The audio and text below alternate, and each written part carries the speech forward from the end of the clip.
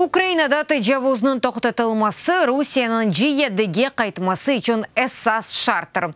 Бұақта Алмания канцлері Ангела Меркель ве Франкистан президенті Эммануэль Макрон бұйық еділік саммитті умуми екеніні чықарып білдірді. Оларының айтқанына көре Украинадаки вазиет аққында норманд форматында айтышмалар бұл сене сентябрь айында олacak. Көрішув Паристе олacak. G7 саммиті нәтижелері аққында тәфсилатлыжы мұхберлеріміздің левхасында. Ханымлар Атлантик океанның ялысы бойы кезіп фоторесмілер чықарғанда ақайлары дүния меселелерінің музакире еттілер.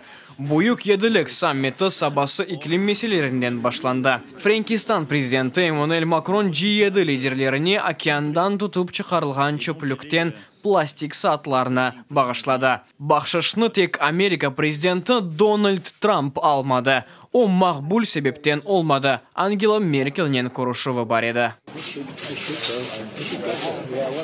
Алмания канцлері айры бір диққат Украинаға айырды. О норманд дортлігі көрішуі ең yüksek seviyede ve ең яқын вақытта кечірілмек керек деді. Ve Алмания Франкистан или саммитінің тешкіл етілуінен енді оғрашқанларыны білдірді.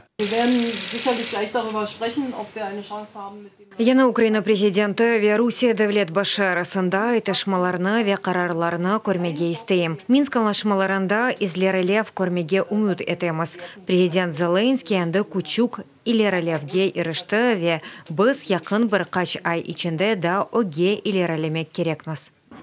2 күн девамында Франкистан Беатрис шерінде тижерет аңлашмалары Суриядегі вазиет, Брексит ве Амазондаки янгынлар музакире етілі. Русияның G8-ге қайтарылмасы ақында пек қызғын мұнақашалар олды.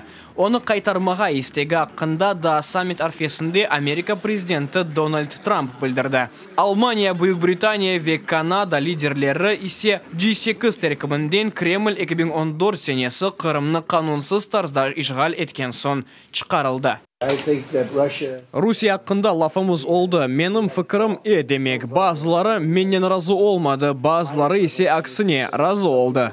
The Guardian Britanya gazetası yazanına göre Trump'ın teklifine tek İtalya kol tuttu. Japonya ise bir taraf kaldı. Kalgan memleketler karşı çıktı. Ama Trump Rusya'nı 2020 senesi Amerika Birleşken Devletleri'nde geçecek sammitke musafir olarak davet edip oldu.